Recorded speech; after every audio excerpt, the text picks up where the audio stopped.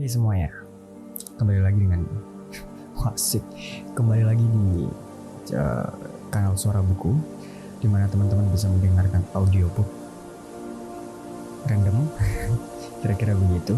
Dan sekarang saya akan membacakan buku yang saya terjemahkan sendiri, yang ditulis oleh Noam Chomsky dan Ilan Pappé, yang berjudul On Palestine.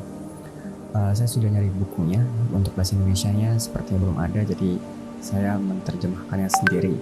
Kenapa saya ingin membacakan buku ini?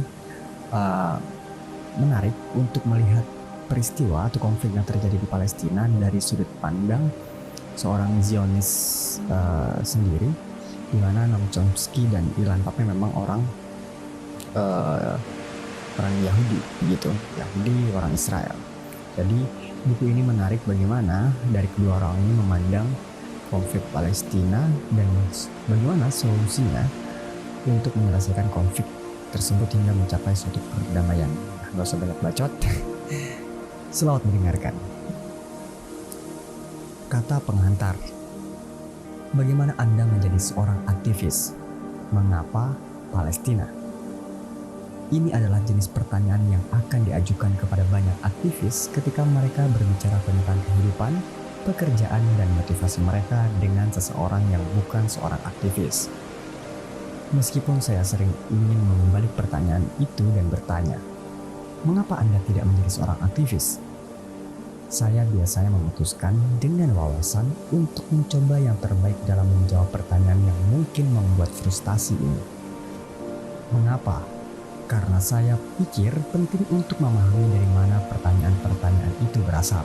Dan sama pentingnya untuk melihat ke dalam diri sendiri, melangkah mundur, mengulangi perjalanan Anda, berhenti sejenak dan menyadari bahwa Anda juga belum lama ini mungkin pernah bertanya dengan pertanyaan yang sama kepada siapapun yang terlibat dalam pekerjaan menuju dunia yang lebih baik, di mana kesetaraan, keadilan, dan kebebasan berlaku untuk semua, tanpa memandang kewarganegaraan, etnisitas, negara asal, warna kulit, afiliasi politik, atau orientasi seksual. Lalu, bagaimana seorang menjadi aktivis? Jawaban yang mudah adalah mengatakan bahwa kita tidak menjadi aktivis. Kita hanya melupakan bahwa kita adalah aktivis. Kita semua lahir dengan belas kasihan, kemurahan hati, dan cinta terhadap sesama di dalam diri kita. Kita semua tersentuh oleh ketidakadilan dan diskriminasi. Di sisi lain, kita semua adalah manusia yang peduli. Kita semua ingin memberi lebih daripada menerima. Kita semua ingin hidup di dunia di mana solidaritas dan kebersamaan lebih penting daripada individualisme dan egoisme. Kita semua ingin berbagi hal-hal indah, merasakan kebahagiaan, tawa, dan cinta, dan bersama-sama bereksperimen.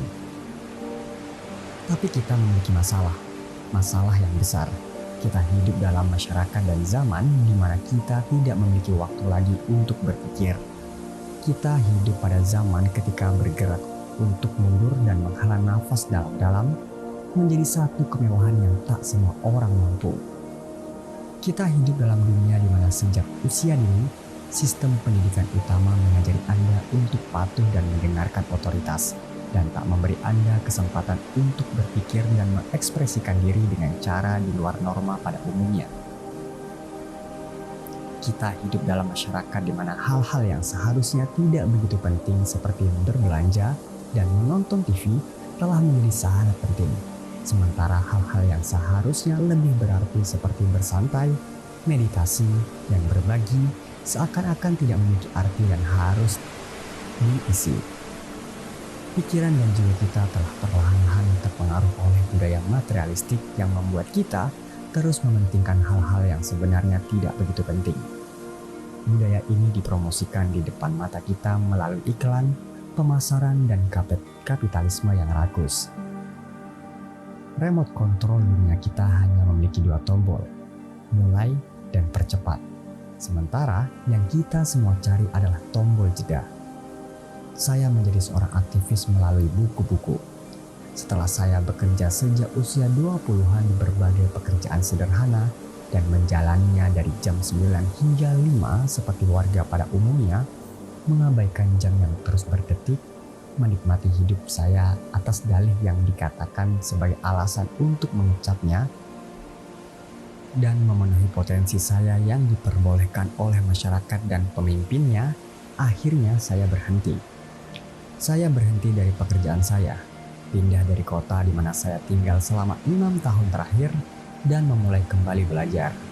Saya membaca banyak buku dan menyadari bahwa saya menginginkan fase ini yang seharusnya hanya sementara, karena saya khawatir akan kehilangan pekerjaan dan kebosanan yang sewaktu-waktu datang untuk berlangsung selamanya.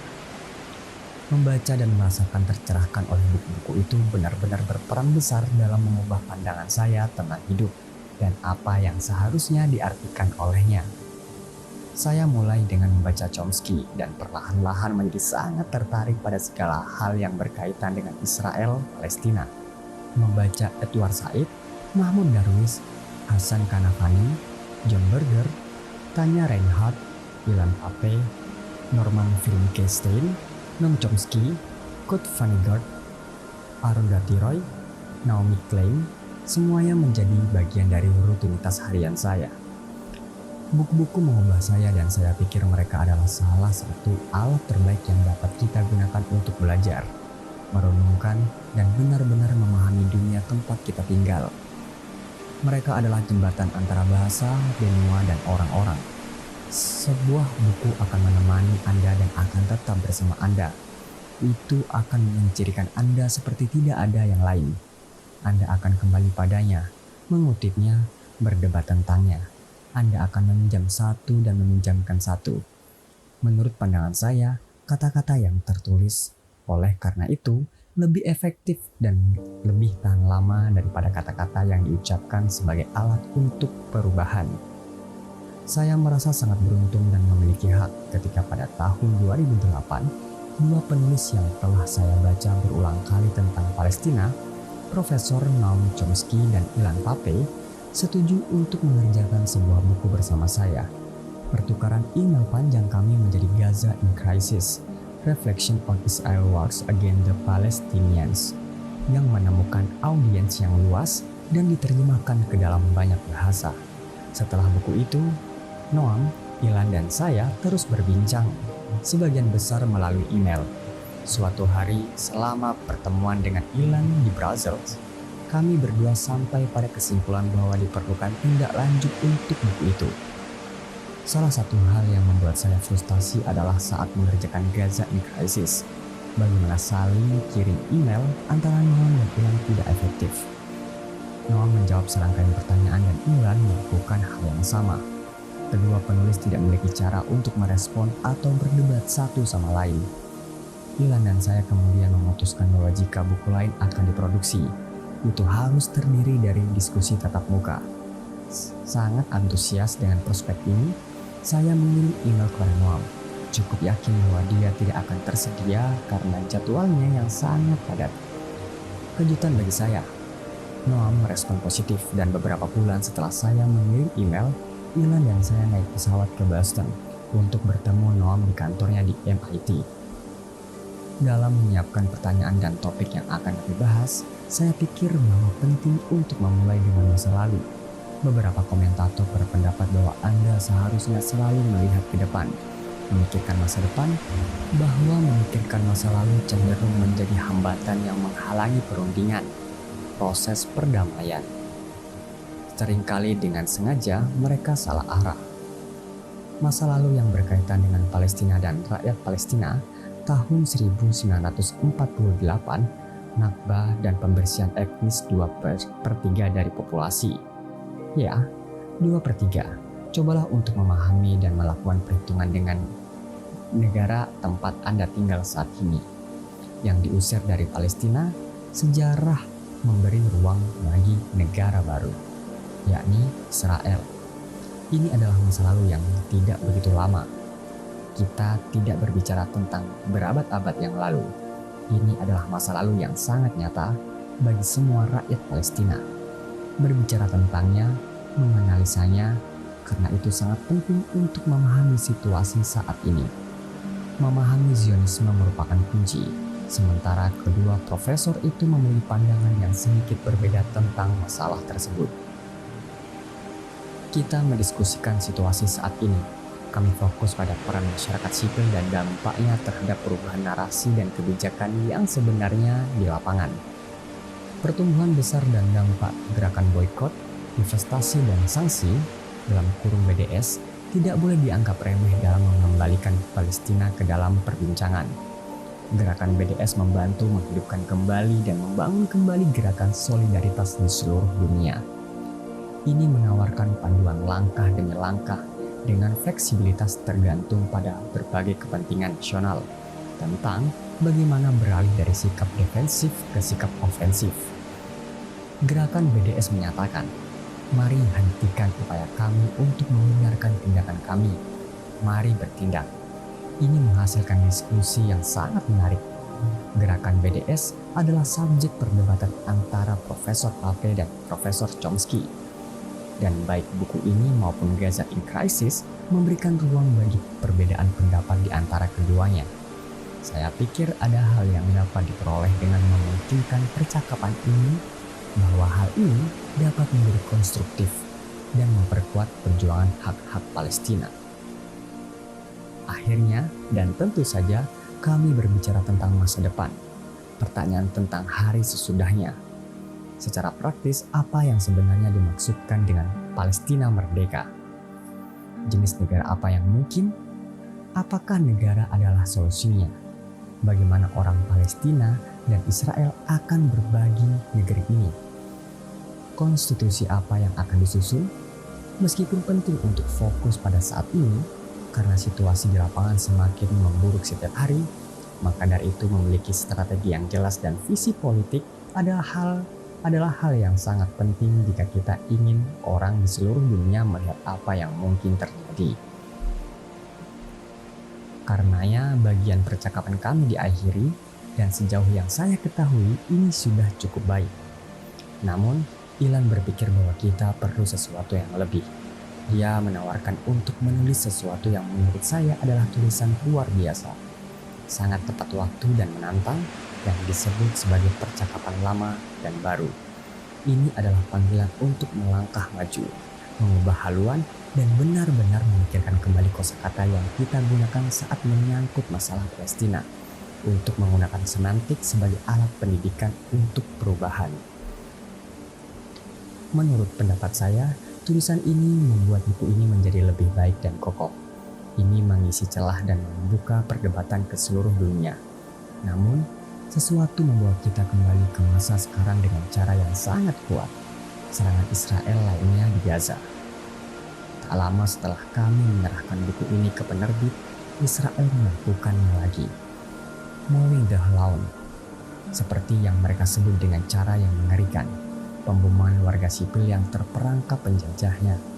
Dengan dukungan sebagian besar negara-negara barat, mendorong Ilan dan Noam untuk menulis kontribusi tambahan. Mengerjakan buku ini seringkali sangat sulit saat Israel dengan sembarangan melakukan pemboman warga Palestina sebanyak 1,8 juta orang. Ketika segala sesuatu benar-benar salah, menulis tidak terasa sebagai tanggapan yang paling jelas bagi seorang aktivis. Menulis saat merasa sangat marah dan tidak berguna seringkali tidak menghasilkan hasil terbaik. Saya senang melihat beberapa teman dekat saya terlibat dalam tindakan perlawanan sipil di seluruh dunia. Itu memberi saya kekuatan dan keyakinan dengan dikelilingi orang-orang baik seperti itu. Perjuangan pada akhirnya mungkin tidak ada batasnya, tapi menulis adalah sesuatu yang penting dan saya berharap buku ini akan membantu untuk melawan narasi pihak yang berwenang. Per pemerintah yang selalu diulang-ulang oleh media korporat yang membenarkan kejahatan yang memungkinkan dilakukan mereka yang membunuh rakyat. Pertanyaan tentang Palestina adalah contoh dari apa yang salah dengan dunia ini. Peran yang dimainkan oleh negara-negara barat, keterlibatan perusahaan-perusahaan, dan berbagai lembaga membuat kasus ini sangat istimewa. Fakta bahwa Israel sebenarnya mendapat manfaat dari pelanggaran hukum internasional dan mendapat perlakuan istimewa dari barat berarti bahwa kita semua memiliki peran untuk bermain dalam mengakhiri ketidakadilan yang dihadapi oleh rakyat Palestina. Ketidakadilan di Palestina memiliki dampak di seluruh dunia, dari Ferguson hingga Athena. Melalui Meksiko, jelas bahwa banyak pemerintah memproduksi alat-alat yang digunakan Israel untuk menindas dan menekan rakyat Palestina. Reproduksi taktik yang sama, metode, dan seringkali senjata berfungsi sebagai bukti bahwa rakyat Palestina kini digunakan sebagai kelinci percobaan. Dan Palestina adalah laboratorium besar. Oleh karena itu, mengeksplorasi kasus Palestina sangat penting untuk memahami di mana kita berdiri sebagai manusia dan apa yang kita perjuangkan. Menemukan solusi untuk pertanyaan ini bisa membuka pintu menuju visi baru, dunia baru, dan peluang baru bagi kita semua. Palestina perlahan-lahan menjadi isu global, masalah sosial yang harus diadopsi oleh semua gerakan yang berjuang untuk keadilan sosial. Langkah berikutnya adalah menghubungkan titik-titik antara berbagai perjuangan di seluruh dunia dan menciptakan persatuan front yang benar-benar satu. Kita banyak, kita akan menang. Frank Barat, Brasil, September 2014. Sampai di sini dulu untuk episode kali ini dalam buku On Palestine. Masih ada satu bab yang sudah saya terjemahkan dan akan diupload di episode berikutnya. Mudah-mudahan tidak ada, mudah-mudahan dapat dipahami dari terjemahan maupun bagaimana saya membacakan ini. Kalau misalkan ada komentar silahkan ditulis. Teman-teman juga bisa mengunjungi YouTube saya, link ada di deskripsi. Saya juga upload beberapa audio di sana yang bisa teman-teman dengarkan. Kemudian teman-teman bisa follow Instagram yang saat ini masih belum bisa aktif.